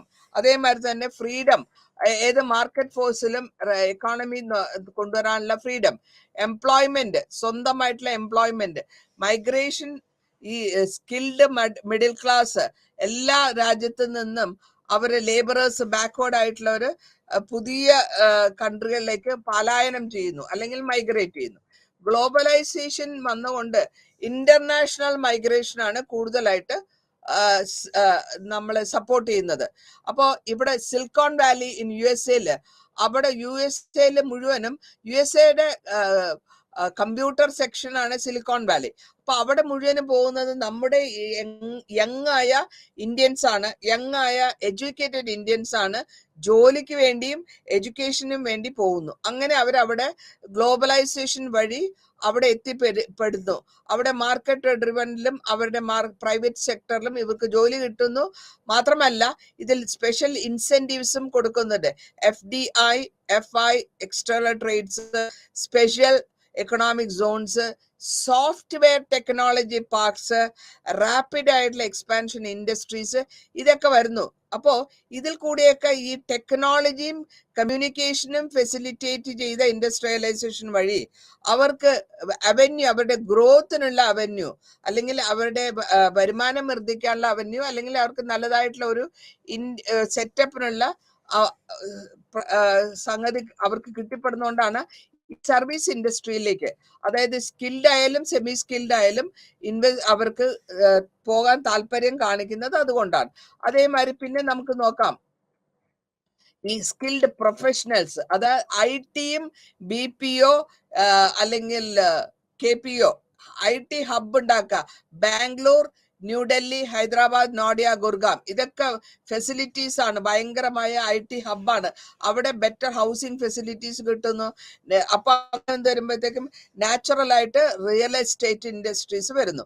ഇതേമാതിരി തന്നെ ഗ്ലോബലൈസേഷൻ ഡയറക്റ്റ് ആയിട്ട് വന്നിട്ടുള്ള സ്കിൽഡ് ലേബറേഴ്സിലും ഇന്റർനാഷണൽ ലെവലിലും മൾട്ടിനാഷണൽ കമ്പനീസ് ഡെവലപ്പ് ആക്കി എടുക്കുകയും ഇന്ത്യയുടെ ഡയറക്റ്റ് ആയിട്ടുള്ള യൂത്തിന് റാപ്പിഡ് ആയിട്ടുള്ള കൺസ്ട്രക്ഷൻ ലേബറേഴ്സും ഈ റിയൽ എസ്റ്റേറ്റ് ബൂം ആകുമ്പോഴത്തേക്കും ബാക്കിയുള്ള സെമി സ്കിൽഡ് മൈഗ്രൻസ്, അതേമാതിരി തന്നെ സ്കിൽഡ് മൈഗ്രൻസ്, അപ്പൊ അതും ഏരിയ വരെ അവർക്കും നല്ല റിയൽ എസ്റ്റേറ്റ് ബിസിനസ് വഴി അല്ലെങ്കിൽ അവരുടെ കൺസ്ട്രക്ഷൻസ് വഴി പല കമ്പനികളും Omaxe limited, embassy group, Ansal API, brigade, ഇതൊക്കെ ഒരുപാട് കമ്പനികളല്ല, ലാർജ് സ്കെയിലും medium scale housing projects develop ആവുന്നു, ഡെവലപ്മെന്റ് അതോറിറ്റീസ് കൊണ്ടുവരുന്നു. അപ്പോൾ നമുക്ക് മനസ്സിലാക്കാൻ പറ്റുന്നത് ഒരു സ്ട്രീം ഓഫ് മൈഗ്രേഷൻ ആണ് ഈ കാലഘട്ടത്തിൽ മാറി വന്നിട്ടുള്ളത്. ഇതിന്റെ ഡയറക്റ്റ് ആയിട്ടും ഇൻഡയറക്റ്റ് ആയിട്ടും ഇത് മൈഗ്രേഷനെ പ്രൊപ്പൽ ചെയ്യുന്നുണ്ട്. ഗ്ലോബൽ ക്യാപിറ്റലിസവും അത് കാരണം നെറ്റ്വർക്കിങ്ങും മൈഗ്രൻസ് റൂറലിലും എല്ലാവർക്കും ഇപ്പൊ ഒരു ബെറ്റർ ലൈഫിലാണ്. ടെക്നോളജീന്റെ ഡെവലപ്മെന്റ് കൊണ്ടാണ് അത് വരുന്നത്. അതുകൂടാണ്ട് പുതിയ ജോലി കിട്ടിയിട്ട് അതിന്റെ റിസ്ക് ഫാക്ടേഴ്സും ഉണ്ട്. അപ്പൊ ഈ റിസ്ക് ഫാക്ടേഴ്സ് എന്ന് പറയുമ്പോൾ എന്താന്ന് വെച്ചാൽ സ്റ്റാൻഡിങ് തിയറി ഓഫ് ഗ്ലോബൽ പ്രിക്കാരിറ്റി എന്ന് പറയും. ഈ തിയറി പ്രകാരം ഈ മൈഗ്രന്റ് വർക്കേഴ്സ് ഫേസ് ചെയ്യുന്ന സ്ട്രെസ്, അവരുടെ സ്ട്രെസ്സില്, ആ സ്ട്രെസ് എന്ന് പറയുന്ന 4 A ആണ്: anchor, Anomie, anxiety and alienation. ഇതിൽ കൂടെ ഇവരുടെ ആങ്സൈറ്റി റേസ് ചെയ്യുന്നു. സ്ട്രെസ് ഭയങ്കര സ്ട്രെസ് ആയിരിക്കും. ആ സ്ട്രെസ്സിൽ കൂടെ അവരുടെ ലേബർ മാർക്കറ്റിനും ഫ്ലെക്സിബിലിറ്റിയും ഗ്ലോബൽ ക്യാപിറ്റലൈസേഷനും കാണുന്നുണ്ട്. ഇതിനെ ഈ ഇൻസെക്യൂരിറ്റീസ് വരുമ്പോൾ ഹൈ ഇൻകം ഓപ്പർച്യൂണിറ്റി കിട്ടാനും ജോബ് സെക്യൂരിറ്റി ഇൻസെക്യൂരിറ്റി മാറ്റാനും അവർ ഒരു ഹയറിംഗ് ആൻഡ് ഫയറിംഗ് എന്നുള്ള ഒരു സിസ്റ്റത്തിൽ കൂടെ ലാക്ക് ഓഫ് അപ്വേർഡ് മൊബിലിറ്റി ഇല്ലെങ്കിൽ വർക്ക് പെട്ടെന്ന് നഷ്ടപ്പെടുകയും ചെയ്യും. വർക്ക് ഇൻസെക്യൂരിറ്റി ഇല്ലെങ്കിൽ വർക്കിംഗ് ലോങ് ആയിട്ടുള്ള വർക്കിംഗ് അവേഴ്സ് വരുമ്പോൾ അവരുടെ ആരോഗ്യത്തിനെ അത് അറ്റാക്ക് ചെയ്യുന്നു. അവരുടെ സ്കില്ലിന് അവരുടെ ഡെവലപ്മെന്റ് വരുന്നു. ലാക്ക് ഓഫ് പൊളിറ്റിക്കൽ റെപ്രസെന്റേഷൻ വരുന്നു. ഇതിലെല്ലാം അവരുടെ ബേസിക് റൈറ്റ്സ് ആയ ഇൻഡസ്ട്രിയൽ സിറ്റിസൺഷിപ്പും വരുന്നു. ഇനി നമ്മൾ ഗ്ലോബലൈസേഷൻ നേരത്തെ ഞാൻ പറഞ്ഞു, ഈ ഓപ്പർച്യൂണിറ്റീസ് ഒരുപാട് ഉണ്ടെങ്കിൽ കൂടിയും മൈഗ്രന്റ് ലേബറേഴ്സിന് ഒരു പുള്ളുണ്ട്. ആ പുള്ളിൽ കൂടെ അവര് മൈഗ്രേഷൻ പ്രൊപ്പൽ ചെയ്തെടുക്കുന്നത് അവനവൻ്റെതായ ചെറിയ ടൗൺസിലെ വില്ലേജിൽ കൊണ്ടുവരിക, ബേസിക് ആയിട്ടുള്ള മൈഗ്രേഷൻ ഇൻഫ്രാസ്ട്രക്ചറിലേക്ക് കൊണ്ടുവരിക. അതേമാതിരി ചാലഞ്ചസ് എന്താണോ, പ്രിക്കാരിറ്റീസ് എന്തൊക്കെയാണോ ഹാർഡ് പ്രസ്സിംഗ് ആയിട്ടുള്ള ഇൻഡിക്കേറ്റ് ചെയ്യുന്ന ഗൈ സ്റ്റാൻഡിങ് വർക്ക് മാത്രമല്ല, ഈ ട്രാപ്പ് ചെയ്ത് വെബ് ഇൻസെക്യൂരിറ്റീസിൽ, അതായത് പൊളിറ്റിക്കൽ റെപ്രസെന്റേഷൻ ഇല്ലാത്ത കൺട്രികളിലും ഡെസ്റ്റിനേഷനിൽ പോവുക, അവിടെ പോയിട്ട് അവർക്ക് പ്രോബ്ലംസ് ഫേസ് ചെയ്യുകയാണെങ്കിൽ ഗവൺമെന്റിന്റെ പ്രോബ്ലംസ് ഗവൺമെന്റ് ലെവലിൽ നോക്കണം എന്നുള്ളതൊക്കെ ഈ ഇങ്ങനത്തെ ഒരു ചില കാര്യങ്ങളൊക്കെ നമുക്ക് ശ്രദ്ധ പതിക്കേണ്ടി വരുന്ന ആവശ്യമുണ്ട്. ഇനി ഇന്റേണൽ മൈഗ്രേഷൻ, ഇന്ത്യയെ സംബന്ധിച്ചിടത്തോളം ഇന്റേണൽ മൈഗ്രേഷൻ ഞാൻ നേരത്തെ പറഞ്ഞു 2001 മുതൽ 2011 വരെ ഡീറ്റെയിൽഡ് ആയിട്ടുള്ള ഡിസ്ക്രിപ്ഷൻ ഉണ്ട് മൈഗ്രേഷനെ പറ്റി പാറ്റേൺസില്.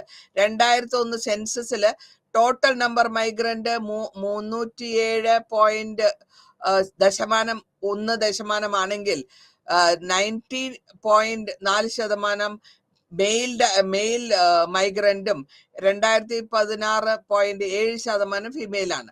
അപ്പോൾ ഈ total number of Inter state, ഒരു സ്റ്റേറ്റിൽ നിന്നും അടുത്ത സ്റ്റേറ്റിലേക്കും ഇൻഫ്രാ ഡിസ്ട്രിക്റ്റിലേക്കും മൈഗ്രേറ്റ് ചെയ്യുന്നതും ഇതേമാതിരി മില്യൺ കണക്കിനാണ്. അപ്പൊ ഈ മൈഗ്രേറ്റ് ചെയ്യുന്ന അതർ സ്റ്റേറ്റ്സ് നിന്ന് വരുന്നവര്, എക്സാമ്പിൾ ആയിട്ട് പറയുകയാണെങ്കിൽ ഏറ്റവും കൂടുതൽ മൈഗ്രന്റ് വരുന്നത് മഹാരാഷ്ട്രയാണ്. Top ranking മഹാരാഷ്ട്രയാണ്. അത് കഴിഞ്ഞിട്ട് അതിന്റെ പിന്നാലെ ഡൽഹി ഉണ്ട്, വെസ്റ്റ് ബംഗാൾ ഉണ്ട്. അതേമാതിരി തന്നെ ബാക്കിയുള്ള മൈഗ്രൻസും നിയർലി ശതമാനക്കണക്കില് 32.9% 1991 മുതൽ 2001 വരെ കണ്ടു. ഇനി ഈ സെൻസസ് പ്രകാരം നമ്മൾ ഇന്ത്യന്റെ മൈഗ്രൻസിന് മെയില് നേരത്തെ ഞാൻ പറഞ്ഞു, ഫീമെയിലാണ് ഔട്ട് നമ്പറിൽ വരുന്നത്. മൈഗ്രൻസ് ആണുങ്ങളെക്കാട്ടിലും പെണ്ണുങ്ങളാണ് മൈഗ്രന്റ് ആയിട്ട് കൂടുതലായിട്ട് വരുന്നത്. ഇതിന്റെ കാരണം ഒന്ന് ഈ മാരേജ് ആയിരിക്കാം, കല്യാണം കഴിച്ചിട്ട് ഭർത്താവിന്റെ കൂടെ പോകുമ്പോൾ അങ്ങനെ മൈഗ്രന്റ് ആവാം. പിന്നൊന്ന് റൂറൽ മൈഗ്രന്റ്, പിന്നൊന്ന് അർബൻ മൈഗ്രന്റ്, പിന്നെ ഇന്റർ സ്റ്റേറ്റും ഇൻട്രാ സ്റ്റേറ്റും, സ്റ്റേറ്റിന്റെ ഉള്ളിൽ തന്നെ. അപ്പോൾ ഈ അലൊക്കേഷൻസ് റീഅലൊക്കേഷൻസ് കാരണം ഇങ്ങനത്തെ വർക്കിന്റെ കാരണത്തിലോ എംപ്ലോയ്മെന്റിന്റെ കാരണത്തിലോ പലവിധമായിട്ടുള്ള മൈഗ്രേഷൻ നടന്നുകൊണ്ടിരിക്കുന്നു. റീജിയണൽ വൈസ് നോക്കുമ്പോൾ വെസ്റ്റ് ബംഗാൾ ആണ് ഏറ്റവും കുറവായിട്ടുള്ള മൈഗ്രൻസ് ഉള്ളത്. ഔട്ട് മൈഗ്രേഷനിൽ നോക്കുകയാണെങ്കിൽ ഹയസ്റ്റ് ആയിട്ട് വരുന്നത് സ്റ്റേറ്റ്സ് ഉത്തർപ്രദേശും ബീഹാറുമാണ്. ഇതിൽ കൂടാതെ 2 സ്റ്റേറ്റ്സ് കോൺസ്റ്റിറ്റ്യൂട്ട് ചെയ്യുന്നത് 37% ടോട്ടൽ ഇന്റർ സ്റ്റേറ്റ് മൈഗ്രൻസ് രാജസ്ഥാനിൽ നിന്ന് മധ്യപ്രദേശിൽ നിന്ന് ആണെന്ന് നമുക്ക് മനസ്സിലാക്കാൻ പറ്റും. അപ്പോൾ ഈ റീജിയൻസ്, അതായത് ഓരോ സ്റ്റേറ്റും റിസീവ് ചെയ്യുന്ന മൈഗ്രന്റ് ഗ്രൂപ്പിന് അതിന് നമ്മൾ പറയുമ്പോഴത്തേക്ക് ഓരോ സ്റ്റഡി തന്നെ ഒരു ടേബിൾ തന്നെ കൊടുത്തിട്ടുണ്ട് നിങ്ങളുടെ റീഡറിൽ. അതിൽ നിങ്ങൾ മനസ്സിലാക്കുക ഏത് കാരണം കൊണ്ടാണ് ഈ ലേഡീസ് കൂടുതലാവുന്നത്. Because of the major factors marriage ആണ്. ഈ മാരേജ് കാരണം പോകുന്നവരാണ് കൂടുതലായിട്ടും ഹസ്ബൻഡിന്റെ സ്ഥലത്തേക്ക് പോകേണ്ടി വരുമ്പോൾ, അതുകൊണ്ടാണ് ലേഡീസ് കൂടുതലായിട്ട് മൈഗ്രന്റ് ആയിട്ട് വരുന്നത്. പിന്നൊന്ന് എക്കണോമിക് ഫാക്ടേഴ്സും ഉണ്ട്. ഇനി അടുത്തതായിട്ട് ഞാൻ പറയാൻ പോകുന്നത് സീസണൽ ആയിട്ടുള്ള മൈഗ്രേഷൻ ആണ്. അതായത് ഓരോ കാലങ്ങൾ, ഓരോ സ്പെസിഫിക് ആയിട്ടുള്ള ഒരു സീസൺ വരും. ആ സീസണൽ മൈഗ്രേഷൻ വരിക, അതായത് മൈഗ്രേഷൻ പെർട്ടിക്കുലർ ആയിട്ടുള്ള ഒരു ലീൻ സീസണിൽ വരുമ്പോൾ ഒരു ഏരിയയിൽ നിന്ന് വേറെ ഏരിയയിലേക്ക് മാറുന്നു. അത് നമ്മൾ കണ്ടിട്ടുണ്ടാവും ഈ സീസണൽ മൈഗ്രന്റ് എംപ്ലോയ്മെന്റ്. അതായത് ഓരോ സീസൺ വരുമ്പോൾ സീസണൽ വർക്ക് അനുസരിച്ചിട്ട്, ഇപ്പോ ഓരോ സീസൺ എടുത്ത് പറയാനാണെങ്കിൽ കംപ്ലീറ്റ് ചെയ്യുമ്പോഴത്തേക്കും സർക്കുലറിലാണ് അത് വരിക. അതായത് ഇങ്ങനെ പോയിക്കൊണ്ടേയിരിക്കും. ഈ സീസണൽ മൈഗ്രേഷൻ എപ്പോഴും റൗണ്ട് ആയിട്ട് ലേബർ മൊബിലിറ്റി ഇന്ത്യയിൽ വരുന്ന അനുസരിച്ച് പോയിക്കൊണ്ടിരിക്കുന്നുണ്ട്. Migration women labourers from Bihar to Murshidabad, Bardhaman, Midnapore district, west Bengal. Tribals from Maharashtra, Gujarat, Rajasthan. അവർ വർക്ക് ചെയ്യാൻ പോകുന്നത് ഷുഗർ മിൽസിലാണ്. ഇത് രണ്ടും റെവലന്റ് ആയിട്ടുള്ള എക്സാമ്പിൾ ആണ്. പിന്നെ സീസണൽ മൈഗ്രേഷൻ ലോ വരുന്നത് 1980 ഒരു സീസണലായിട്ട് ഇമിറ്റേഷൻ ഓഫ് ഇക്കണോമിക് റിഫോംസിന്റെ കാരണം കൊണ്ട്. പിന്നെ റീജിയണൽ പാറ്റേണിൽ, അതായത് ടെമ്പററി ലേബർ വർക്കർ, അതും നമ്മൾക്ക് പരാമർശിക്കേണ്ട ആവശ്യമുണ്ട്. ഫോളോ ചെയ്യുന്നത് ടെമ്പററി മൈഗ്രൻസ് ആയിട്ട് ഹയസ്റ്റ് നമ്പർ വരുന്നത് ഉത്തർപ്രദേശിൽ നിന്നാണ്. അതിനുശേഷം മധ്യപ്രദേശും മഹാരാഷ്ട്രയും ആന്ധ്രാപ്രദേശും. ഇതിൽ നമ്മൾ ഒരു സ്റ്റഡി നടത്തി യുനെസ്കോ. ഈ സ്റ്റഡിയിൽ കൂടെ യുനെസ്കോ കണ്ടുപിടിച്ചത് ഏറ്റവും കൂടുതലായിട്ടുള്ള ലിറ്ററേറ്റ്സ് ആണ് കൂടുതൽ മൈഗ്രൻസ് വരുന്നത്. അത് മാത്രമല്ല ഷെഡ്യൂൾ കാസ്റ്റ്, ഷെഡ്യൂൾ ട്രൈബിലുള്ളവരും മാറുന്നുണ്ട്. പിന്നെ ചിലര് caste certificates, BPL cards, voter card, identity proof ഇല്ലാണ്ട് വരുമ്പോഴും അവർക്ക് സ്റ്റേറ്റ് വെൽഫെയർ കിട്ടുന്നതിന് വേണ്ടിയിട്ടും എഡ്യൂക്കേഷൻ, കുട്ടികളുടെ എഡ്യൂക്കേഷന് വേണ്ടിയിട്ടും അവര് ഫാമിലീസിന്റെ കൂടെ സെറ്റിൽ ചെയ്യാണ്ട് വേറെ പോയി സെറ്റിൽ ചെയ്യുന്നുണ്ട്. അപ്പൊ ഇതിന് കൂടാണ്ട് agricultural, mining industry, construction industry, manufacturing, real estate industry, കല്ല്, ബ്രിക്ക്, ക്ലിന് ഫാക്ടറികള്, ടെക്സ്റ്റൈൽസ്, മൈൻസ്, ക്വാറീസ്, സെറികൾച്ചർ, അതായത് സിൽക്ക് പ്രൊഡക്ഷൻ, ഹെഡ്ലോഡ് വർക്ക്, കൂലിക്കാര്. ഹെഡ്ലോഡ് വർക്കർ എന്ന് പറയുമ്പോൾ കൂലിക്കാര്, റൈസ് മിൽസില് എല്ലാം, അതേമാതിരി ഉപ്പുണ്ടാക്കുന്ന കലികളില്, റിക്ഷ പുള്ളേഴ്സ്, ഇവരൊക്കെ ഫാമിലിയിലെ വിമൻ ലേബറേഴ്സും സീസണൽ ആയിട്ട് മാറി വരികയാണ്. സ്ത്രീകളായിട്ട് കൂടുതൽ മൈഗ്രന്റ് വരുന്നത് അവരുടെ കുടുംബത്തിനെ നോക്കാൻ വേണ്ടിയിട്ട്. പിന്നെ വേറൊരു ടൈപ്പ് ഓഫ് ലേബർ മൊബിലിറ്റി വരുന്നത് ഇന്ത്യ മുഴുവനും കാണാം, ലെങ്ത് ആൻഡ് ബ്രെത്തിൽ ഇന്ത്യയിൽ കാണാം. ഹോട്ട്സ്പോട്ട് ആയ സീസണൽ മൈഗ്രേഷൻ, അവരും ഇൻഡസ്ട്രി ബേസ്ഡ് ആയിട്ടുള്ള സെക്ടേഴ്സിലാണ് വരിക. ഇൻഡയറക്റ്റ് ആയിട്ട് പറയുകയാണെങ്കിൽ എക്സ്പാൻഷൻ വരുന്നത് സർവീസ് ഇൻഡസ്ട്രീസിലായിരിക്കും. പ്രൊഫഷണൽ ക്ലാസ്സസും വലിയ സിറ്റിക്ക് വരുന്നു. ചെറിയ മൈഗ്രൻസ് ലേബർ ഗ്രൂപ്പിലായിട്ടും പോകുന്നു. ഇനി സ്റ്റേറ്റിന്റെ റെസ്പോൺസും ലീഗൽ ആയിട്ടുള്ള ഡെവലപ്മെന്റ്സ് നോക്കുകയാണെങ്കിൽ സ്റ്റേറ്റ് മൈഗ്രന്റ് വർക്കർമെൻ 1979 ഒരു ആക്ട് കൊണ്ടുവന്നു. ഇത് പ്രകാരം രജിസ്ട്രേഷൻ എസ്റ്റാബ്ലിഷ്മെന്റ് എല്ലാ കൺട്രികളിലും എല്ലാ സ്റ്റേറ്റിലും മൈഗ്രന്റ് ലേബറിനെ പറ്റിയുള്ള ഡീറ്റെയിൽസ് വേണം, എഴുതി വെക്കണം, ലേബർ ലൈസൻസ് എന്നൊക്കെ പറഞ്ഞിട്ട്. അതിൽ കൂടിയാണ് നമ്മൾക്ക് മനസ്സിലാക്കാൻ പറ്റുക ഈ മൈഗ്രന്റ് വർക്കേഴ്സ്. നമ്മളിവിടെ ഫ്ലാറ്റ്സ് ഒക്കെ കിട്ടുമ്പോൾ വർക്ക് ചെയ്യുന്ന ആൾക്കാർ അവർ പുറത്തുനിന്നുള്ളവരാണ്, ഇന്ത്യൻ കേരളക്കാരല്ല വർക്ക് ചെയ്യുന്ന വർക്കേഴ്സ്. അപ്പൊ അവരുടെ ലേബർ യൂണിയൻ വേണം, ലേബറിന്റെ ഇന്റർ സ്റ്റേറ്റിൽ വരുന്നവരുടെ എല്ലാ ഡീറ്റെയിൽസും വേണമെന്ന് ഗവൺമെന്റ് നിർബന്ധിക്കുന്നത് ഇതിനു കൊണ്ടാണ്. എന്തെങ്കിലും കാരണവശാൽ വർക്കിംഗ് സൈറ്റില് ഹൗസിംഗിലോ സേഫ്റ്റി കിറ്റ്സ് വേണം, അല്ലെങ്കിൽ അവരുടെ മരണം നടന്നാൽ അത് എത്തിക്കുക, അവരുടെ ബോഡിയെ കൊണ്ടുപോകുക. നിങ്ങളുടെ ഇങ്ങനത്തെ സ്റ്റേറ്റ് പല വിധത്തിലുള്ള റെഗുലേറ്ററി നേച്ചറിൽ കൂടെയാണ് സ്റ്റിമുലേഷൻസ് വഴി നമ്മൾ എത്ര എംപ്ലോയർ ഉണ്ട്, എത്ര എംപ്ലോയി ഉണ്ടെന്ന് കണ്ടുപിടിക്കാൻ പറ്റുക. ഇനി വേറൊരു ആക്ട് ഉണ്ട് പ്രൊവൈഡ് ചെയ്യുന്നത്, ഇവർക്കൊക്കെ വെൽഫെയർ ബോർഡ് കൊണ്ടുവരണം, ആ വർക്കേഴ്സിന്റെ വെൽഫെയർ അതാത് സ്റ്റേറ്റ് ഗവൺമെന്റ് ചെയ്യണമെന്ന് എടുത്തു പറയുന്നു. ഇതിന്റെ ഡിവിഷനെ പറ്റി പറയുകയാണെങ്കിൽ ഈ അവരുടെ ഡ്രിങ്കിങ് വാട്ടർ, എല്ലാവിധമായ സൗകര്യങ്ങൾ, ജീവിത സൗകര്യങ്ങൾ, അതായത് നല്ല കുടിവെള്ളം, അത് മാത്രമല്ല ഇലക്ട്രിസിറ്റി, അക്കോമഡേഷൻ, വർക്ക് സൈറ്റിലുള്ള അക്കോമഡേഷൻ, അവരുടെ പ്രാഥമിക ആവശ്യങ്ങൾക്കുള്ള കാര്യങ്ങൾ, welfare board, accidental benefit, old age benefit, അതേമാതിരി ചെറിയ കുട്ടികളുടെ ക്രഷ്, അതേമാതിരി തന്നെ ഹോം കെയർ സെന്റർ, എഡ്യൂക്കേഷൻ, കുട്ടികളുടെ എഡ്യൂക്കേഷൻ, മെഡിക്കൽ ട്രീറ്റ്മെന്റ്, ഇതൊക്കെ അതാത് ഗവൺമെന്റിന്റെ അതാത് എംപ്ലോയ്മെന്റ് കൊടുത്തിട്ടുള്ളവരുടെ എംപ്ലോയീസ് കൊടുക്കണം എന്നാണ് പറഞ്ഞിട്ടുള്ളത്. ഇത് മാത്രമല്ല സേഫ്റ്റി കമ്മിറ്റി എന്നൊന്ന് കൊണ്ടുവന്നിട്ടുണ്ട്. അതിൽ മൈഗ്രന്റ് ലേബറേഴ്സിന് 500 കാട്ടിൽ വരികയാണെങ്കിൽ അവർക്ക് അതിൻ്റെതായ വർക്കറിന്റെ റെപ്രസെന്റേറ്റീവ്സിന്റെ വേണം, ഒരു ചീഫ് ഇൻസ്പെക്ടർ ഉണ്ടാവണം. ആ ചീഫ് ഇൻസ്പെക്ടർ ആയിരിക്കണം അവരുടെ കാര്യങ്ങളെല്ലാം ഗൈഡ് ലൈൻസ് പറഞ്ഞിട്ടുള്ള പ്രകാരം ഉണ്ടോന്ന് നോക്കുകയും സർപ്രൈസ് വിസിറ്റ് നടത്തുകയും അതേമാതിരി തന്നെ മോണിറ്റർ അവരുടെ വർക്കിംഗ് കണ്ടീഷൻസ് മോണിറ്റർ ചെയ്യുക, കറക്റ്റീവായിട്ടുള്ള മെഷേഴ്സ് എടുക്കുക.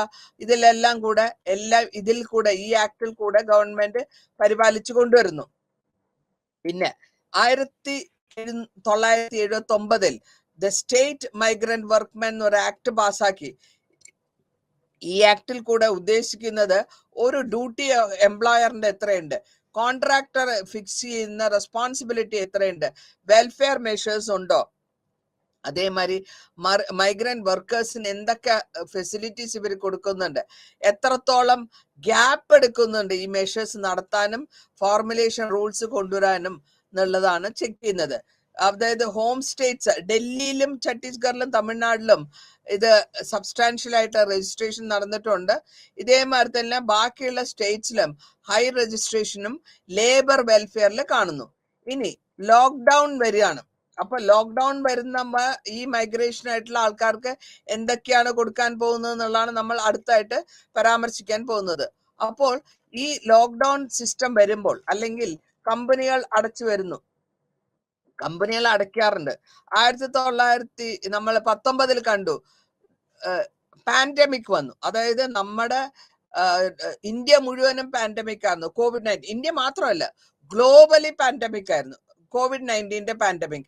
അങ്ങനത്തെ അത് നാച്ചുറൽ ആയിട്ടുള്ള ഒരു പ്രശ്നമാണ്. അങ്ങനെ വരുമ്പോൾ ഈ പാൻഡമിക് സ്പ്രെഡ് ആകാണ്ടിരിക്കാൻ എത്രത്തോളം സോഷ്യൽ ഡിസ്റ്റൻസിങ് മെയിൻറ്റെയിൻ ചെയ്യാൻ പറ്റും, അവർ അതിനുള്ള അവയർനെസ് കൊടുക്കുന്നുണ്ടോ, അതേമാതിരി അവർക്കുള്ള ലോക്ക്ഡൌൺ നിവൃത്തിയില്ലാത്തൊരു സിറ്റുവേഷനിലാണ് കമ്പനികളൊക്കെ ലോക്ക്ഡൌൺ ചെയ്യുക. അപ്പോൾ അങ്ങനെ ലോക്ക്ഡൌൺ ചെയ്യുന്ന സമയത്ത് അവരുടെ ആരോഗ്യം, അവരുടെ ഫുഡ്, അവർക്ക് ഈ നിത്യജോലിക്കാർക്ക് നമ്മളുടെ ഇന്ത്യയിൽ തന്നെ 1920 ഗവൺമെന്റ് ലോക്ക്ഡൌൺ പ്രസ്താവിക്കുന്നത്. ഈ ലോക്ക്ഡൌൺ പ്രസ്താവിച്ചപ്പോൾ എല്ലാ യൂണിറ്റ്സും അടച്ചുപൂട്ടി, ഇൻസ്റ്റിറ്റ്യൂഷൻസ് അടച്ചു, സ്കൂൾസ് അടച്ചു, മൂവ്മെന്റ് അങ്ങോട്ടും ഇങ്ങോട്ടും പോകാൻ പാടില്ല എന്നുള്ള ഒരു മൂവ്മെന്റ് കൊണ്ടുവന്നു. സോഷ്യൽ ഗാദറിങ് പബ്ലിക് പ്ലേസസിൽ പാടില്ല എന്ന് പറഞ്ഞു. അതേമാതിരി എല്ലാവരും വീട്ടിന്റെ അകത്ത് ഇരിക്കണം എന്ന ഒരു കമ്പൽസറി ഓർഡർ വന്നു. അപ്പോൾ ഈ സോഷ്യൽ ഡിസ്റ്റൻസിങ്ങിന് വേണ്ടിയിട്ട് ഇവർക്ക് നിത്യത്തൊഴിൽ ചെയ്ത് ജീവിക്കുന്ന കൂട്ടമാണ് കൂടുതലായിട്ടുള്ളത്. അപ്പൊ അവർക്ക് ആരോഗ്യത്തിന്റെ പ്രശ്നങ്ങൾ വരും, അവരുടെ എന്താ പറയാ ആഹാരത്തിന്റെ പ്രശ്നം വരും. അപ്പോഴാണ് ഗവൺമെന്റ് ഫ്രീ ആയിട്ടുള്ള ഫുഡ് കൊടുക്കാനും ഫ്രീ ആയിട്ടുള്ള മെഡിസിൻസ് കൊടുക്കാനും വോളണ്ടറി ആയിട്ടുള്ള പല ഓർഗനൈസേഷൻസ് ഒരുമിച്ച് കൂടുകയും അതേമാതിരി തന്നെ അവരുടെ വിധത്തിലുള്ള സഹായ സഹകരണങ്ങൾ കൊടുത്ത് ഈ മൈഗ്രന്റ് ലേബറേഴ്സിനെ പ്രൊട്ടക്ട് ചെയ്യണമെന്ന് ഗവൺമെന്റ് പറഞ്ഞു. അപ്പോൾ ഇവരുടെ താമസ വീടുകള്, അതായത് ചെറിയ വരുമാനമുള്ളവർ താമസിക്കുന്ന ഏരിയയിൽ റെന്റഡ് ഹൗസ് ആയിരിക്കും. അപ്പൊ അങ്ങനെ വരുമ്പോൾ അവിടെ ഇവർക്ക് താമസിക്കാൻ സ്ഥലമില്ല. അതേമാതിരി അവരെവിടെയാ താമസിക്കാൻ തുടങ്ങിയത്? ഫ്ലൈ ഓവറിന്റെ അടിയിലും പേയ്മെന്റ്സിലൊക്കെ താമസിക്കാൻ പറ്റി. കാരണം റെന്റ് കൊടുക്കാൻ പറ്റാത്തൊരു സിറ്റുവേഷൻ വരുമ്പോൾ അവർ താമസിക്കുന്ന സ്ഥലത്ത് നിന്ന് പുറത്തിറങ്ങേണ്ടി വരുന്നു. പിന്നെ എംപ്ലോയ്മെന്റും ഇല്ല, ജോലിയും ഇല്ല. അങ്ങനെ ഒരു സിറ്റുവേഷൻ വരുമ്പോൾ ജീവിതത്തിന് തന്നെ മാർഗമില്ലാണ്ടാവുന്നു. അപ്പൊ ആ മാർഗമില്ലാണ്ടാകുമ്പോൾ ഈ മൈഗ്രന്റ് ആയിട്ട് അതായത് വേറെ സ്റ്റേറ്റിൽ നിന്ന് വന്നിട്ടുള്ളവർ തിരിച്ച് അവനവന്റെ സ്ഥലങ്ങളിലേക്ക് പോകാൻ തുടങ്ങും. അതിനെയാണ് റിവേഴ്സ് മൈഗ്രേഷൻ എന്ന് പറയാ. അതായത് എവിടെ നിന്ന് ഇപ്പൊ എക്സാമ്പിൾ ആയിട്ട് ബംഗാളിൽ നിന്ന് വന്ന ബംഗാളീസ് ആണെങ്കിൽ, കേരളത്തിലുള്ളവരാണെങ്കിൽ ആ പാൻഡമിക്കിന്റെ ടൈമിൽ നമുക്ക് കാണാൻ പറ്റും ഇവരൊക്കെ തിരിച്ചു പോകാൻ തുടങ്ങി. അവരുടെ വീട്ടിൽ, അവരുടെ നാടുകളിൽ പോയാൽ അവർക്ക് കൃഷി ചെയ്ത് ജീവിക്കാൻ പറ്റും, അല്ലെങ്കിൽ അവരുടെ കുടുംബത്തിലുള്ള കൃഷി പാടങ്ങളിൽ ജീവിക്കാൻ പറ്റും. ഇവിടെ കടന്ന് മരിക്കണ്ട, പാൻഡമിക് COVID-19 വന്നു കഴിഞ്ഞാൽ ഒരു രക്ഷയില്ല. കാരണം ഇവരൊക്കെ ഇടതിങ്ങി വളരെ ക്ലോസ് ആയിട്ട് താമസിക്കുന്ന ഒരു സെറ്റപ്പിലാണ് ഈ ഫാക്ടറീസിന്റെ പുറത്തും അകത്തുമൊക്കെ ആയിട്ട് അവർ താമസിക്കുന്നത്. അപ്പോൾ അവർ തിരിച്ചു പോകുന്നതിനെയാണ് ഞാൻ നേരത്തെ പറഞ്ഞ മാതിരി റിവേഴ്സ് മൈഗ്രേഷൻ നടന്നു. ഈ റിവേഴ്സ് മൈഗ്രേഷൻ നടന്നപ്പോൾ പലരും ഏതാത് ഡിസ്ട്രിക്റ്റിൽ നിന്ന് വന്നോ, ഏതേത് സ്റ്റേറ്റിൽ നിന്ന് വന്നോ അവർ തിരിച്ച് അവരുടെ നേറ്റീവ് പ്ലേസിലേക്ക് പോകുന്നു. ചിലർ നടന്നുപോയി, ചിലര് ബസ്സിൽ പോയി, ചിലര് കിലോമീറ്റേഴ്സോളം പല ട്രാൻസ്പോർട്ട് മോഡിലാണ് തിരിച്ചു പോയിക്കൊണ്ടിരിക്കുന്നത്. അപ്പൊ നമ്മൾ മനസ്സിലാക്കാൻ ശ്രമിക്കേണ്ടത് എന്താ വെച്ചാൽ, ഇവർക്ക് കിട്ടുന്ന വരുമാനം കൊണ്ട് അവർക്ക് നാട്ടിൽ എന്തെങ്കിലും ഇവിടെ കടന്ന് ഹൈ ഇൻകത്തിന് വേണ്ടിയിട്ടാണ് അവർ അവരുടെ നാട് വിട്ട് ഇവിടെ വന്ന് വർക്ക് ചെയ്യാൻ തുടങ്ങിയതെങ്കിലും ഇങ്ങനത്തെ ഒരു നാച്ചുറൽ ആയിട്ടുള്ള ഒരു ഡിസാസ്റ്റർ വരുന്ന സമയത്ത് അവരുടെ ഇത്രയും ആൾക്കാരുണ്ടാവില്ല അവരുടെ സ്ഥലങ്ങളിൽ. ഇവിടെ ജനപ്പെരുപ്പം കൂടിയിട്ടുള്ള കോസ്മോപൊളിറ്റൻ സിറ്റിയിൽ അവർക്ക് ഈ അസുഖങ്ങൾ പെട്ടെന്ന് പടർന്നു പിടിക്കാനുള്ള കാരണങ്ങളുണ്ട്. മാത്രമല്ല ക്ലീൻലിനെസ് കുറവായിരിക്കും. ക്ലീൻലിനെസ് കുറയാവുമ്പോൾ രോഗം പടരാനുള്ള സാധ്യത കൂടുതലാണ്. കൂടുതലാവുമ്പോൾ ഒന്നിനൊന്ന് തൊട്ട് എല്ലാവർക്കും അസുഖം വരും. പിന്നെ ഇവരുടെ കയ്യിൽ കാശ് ഇല്ലാത്തത് കൊണ്ടും വരുമാനമില്ലാത്തത് കൊണ്ടും ആരോഗ്യം ഉണ്ടാവില്ല, വീക്കായ ആരോഗ്യം. അതിൻ്റെ കൂടെ ജോലിയില്ല, അതിൻ്റെ കൂടെ വരുമാനമില്ല, അതിൻ്റെ കൂടെ അസുഖത്തിന്റെ കൂടെ ട്രീറ്റ്മെന്റ് ചെയ്യാനുള്ള പ്രശ്നം. അപ്പൊ ഇതൊക്കെ വരുമ്പോൾ അവരെന്താ വിചാരിക്കുക, നമ്മുടെ നാട്ടിലേക്ക് തിരിച്ചു പോയാൽ എന്താ? അങ്ങനെ ആണ് അവര് തിരിച്ചു പോകാൻ തുടങ്ങുന്നത്. പലരും ഞാൻ കണ്ടിട്ടുണ്ട് ആ കാലഘട്ടങ്ങളിൽ. പിന്നെ എറണാകുളത്ത് തന്നെ നമുക്ക് എക്സാമ്പിൾ പറയുകയാണെങ്കിൽ പെരുമ്പാവൂർ ഏരിയ മുഴുവനും നോർത്ത് ഇന്ത്യൻസിന്റെ കയ്യിലാണ്. വർക്കിംഗ് മുഴുവൻ എറണാകുളം മാത്രമല്ല, കേരളത്തിലെ മുഴുവൻ എവിടെ നോക്കിയാലും നമുക്കിപ്പോൾ ബാക്കിയുള്ള പുറം രാജ്യങ്ങളിൽ, അതായത് നോർത്ത് ഇന്ത്യയിൽ നിന്ന് ഇവിടെ വന്ന് പണിക്ക് നിൽക്കുന്നവര് സ്ത്രീകളും ഉണ്ട്, കുട്ടികളും ഉണ്ട്, പുരുഷന്മാരുമുണ്ട്, വയസ്സായവരും ഉണ്ട്, മിഡിൽ ഏജും ഉണ്ട്. ഇപ്പൊ ഇവർക്കൊക്കെ വരുമാനം ഒരു ഫാമിലിയിൽ നിന്ന് 4 പേരാണ് ജോലിക്ക് പോകുന്നതെങ്കിൽ അതേമാതിരി തമിഴിയൻസ് വർക്ക് ചെയ്യാൻ ഒരുപാട് ആൾക്കാരെ കാണാം. അപ്പോൾ ഇവരുടെ പഠിപ്പ് കുറവായത് കൊണ്ടാണ് ഇവര് മാനുവൽ ലേബറിലേക്കാണ് വരുന്നത്. മാനുവൽ ആയിട്ടുള്ള ലേബർ വന്നു കഴിഞ്ഞാൽ അവരുടെ ഒരു കുടുംബത്തിൽ നിന്ന് 4 പേരാണ് വന്ന് വർക്ക് ചെയ്യുന്നതെങ്കിൽ ആ വൈകുന്നേരം അവർക്ക് 4 പേരുടെ ശമ്പളം കിട്ടുമ്പോൾ അവർക്ക് ഒരു വലിയൊരു സംഭവമാണ്. ഇത് എന്തിനാ പറയുന്നത് വെച്ചാൽ, നമുക്ക് അറിയാവുന്ന തന്നെ ഈവൻ ഇസ്ത്രി തുണി അയൺ ചെയ്യുന്ന ആൾക്കാർ ഇവിടെ എറണാകുളത്ത് ഒരുപാട് പേരും ഞാൻ കണ്ടിട്ടുണ്ട്. സ്വന്തമായി ഫ്ലാറ്റ് മേടിച്ച് താമസിക്കുന്നവരുണ്ട്. ഫ്ലാറ്റ് മേടിച്ചിട്ട് അതിന് വാടകയ്ക്ക് കൊടുത്തിട്ടുള്ള ഇസ്ത്രിക്കാരനെ എനിക്കറിയാം. കാരണം അവരുടെ വരുമാനം, അവർക്ക് വലിയ പഠിപ്പൊന്നുമില്ല, പക്ഷെ എങ്കിലും അവർ ഒരു ദിവസം ഉണ്ടാക്കുന്ന എമൗണ്ട് നല്ലൊരു വരുമാനമാണ്. ഇസ്ത്രിപ്പെട്ടിയിൽ ഡ്രസ്സ് അയൺ ചെയ്ത് കൊടുക്കുക, അതാണ് അവരുടെ ജോലി. ഭാര്യ ഉണ്ടാവും കൂടെ. അപ്പൊ അവർക്ക് എന്ത് പറ്റും, ഒരു ദിവസം കൊണ്ട് നിന്നുകൊണ്ട് ഒരു പെട്ടി കട വെച്ചുകൊണ്ട് അവരിത് ചെയ്തു വരുമ്പോൾ അവരുടേതായ വരുമാനം അവരുടെ തമിഴ്നാട്ടിൽ കിട്ടുന്നതിനെക്കാട്ടും 4 ഇരട്ടി കിട്ടുന്നുണ്ട്. അപ്പൊ അവർ സെറ്റപ്പ് ആക്കും അവരുടെ കുടുംബങ്ങളിൽ. ഇങ്ങനെയാണ് ഈ റിവേഴ്സ് വരുമാനം വരുന്നത്. ഇതിപ്പോ നമ്മൾ ഈ ചാപ്റ്ററിന്റെ അവസാനത്തെ ഭാഗത്തിലേക്ക്, ഈ ചാപ്റ്റർ നമ്മൾ ചുരുക്കി പറയുകയാണെങ്കിൽ ഈ ലേബറിന്റെ മൂവ്മെന്റിനെയാണ് റൂറൽ ഏരിയയിൽ നിന്ന് സബർബൻ ഏരിയയിൽ നിന്നും തിരിച്ച് അങ്ങോട്ടും ഇങ്ങോട്ടും പോകുന്നത് കോമൺ ഫിനോമിനാണ്. ഈ കോമൺ ഫിനോമിനയിൽ തന്നെ പോയിന്റ് ഏത് സ്ഥലത്തേക്ക് പോകുന്നു, അതിന്റെ കോംപ്ലിമെന്റ് ആയിട്ട് എത്രത്തോളം പുഷ് ഫാക്ടേഴ്സ് ഉണ്ട് ഒറിജിനിൽ നിന്ന്. അതേമാതിരി റീലൊക്കേഷൻ സിറ്റിയിലേക്ക് വരികയാണെങ്കിൽ എത്രത്തോളം മിക്സ്ഡ് ആയിട്ടുള്ള ബാഗേജ് ബെനിഫിറ്റ്സ് അവർക്ക് കിട്ടുന്നുണ്ട്. അതേമാതിരി തന്നെ അതിന്റെ ഒപ്പം തന്നെ റിസ്ക്കും ഉണ്ട്. ഈ റിസ്കിൽ കൂടെയും എത്രയും അവരുടെ ലൈവ്ലിഹുഡ്, അവരുടെ ജീവിതമാർഗം മൈഗ്രന്റ് ലേബറേഴ്സിന് ബെറ്റർ ആവുന്നത് കൊണ്ടാണല്ലോ ഇത് നടക്കുന്നത്. അപ്പൊ ഇതിന്റെ ഏലിയേഷനിൽ കൂടെ ഒരു പുതിയതായിട്ടുള്ള ഒരു സോഷ്യൽ പൊളിറ്റിക്കൽ സെറ്റപ്പാണ് വരുന്നത്. കളക്റ്റീവായിട്ട് വോയിസ് പറയുകയാണെങ്കിൽ ജെനുവിൻ ക്ലെയിംസ് ആണ്. ജനറൽ ആയിട്ടുള്ള വെൽഫെയർ സെക്യൂരിറ്റീസ് വർക്ക് പ്ലേസിൽ കിട്ടണം.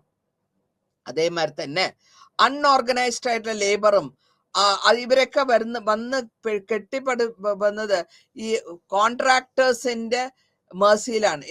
ഞങ്ങളുടെ വീടിന്റെ അടുത്ത് തന്നെ ഒരു പയ്യൻ കൺസ്ട്രക്ഷൻ സൈറ്റിലായിരുന്നു. 10 താഴേക്ക് പോയി. അവൻ കൺസ്ട്രക്ഷൻ സൈറ്റിൽ ഉണ്ടായിരുന്ന കമ്പിയിൽ തട്ടി ഓൺ ദ സ്പോട്ടിൽ മരിക്കുക. അപ്പൊ ഇവർക്ക് വേണ്ട ഫെസിലിറ്റീസ്, ഇവർക്ക് വേണ്ട സെക്യൂരിറ്റീസ് കൊടുക്കണം എന്നുള്ളത് നിർബന്ധമാണ്. സെൻട്രൽ ഗവൺമെന്റ് വളരെ കാര്യമായിട്ട് പറയുന്നുണ്ട് മൈഗ്രന്റ് ലേബർ ലോനെ പറ്റി. അപ്പൊ സ്പെഷ്യൽ ലോസ് ഉണ്ടാക്കി അവർക്ക് കൺസ്ട്രക്ഷൻ സൈറ്റാണ് ഏറ്റവും കൂടുതൽ ആപത്തുകൾ ഉണ്ടാകാൻ വരുന്നത്. ബ്രോഡായിട്ടുള്ള ഗൈഡ് ലൈൻസ് കൊടുത്ത് ഗവൺമെന്റ്, സ്റ്റേറ്റ് ഗവൺമെന്റ് അത് ഇംപ്ലിമെന്റ് ചെയ്യുന്നുണ്ടോ എന്നൊന്ന് ചെക്ക് ചെയ്യണം.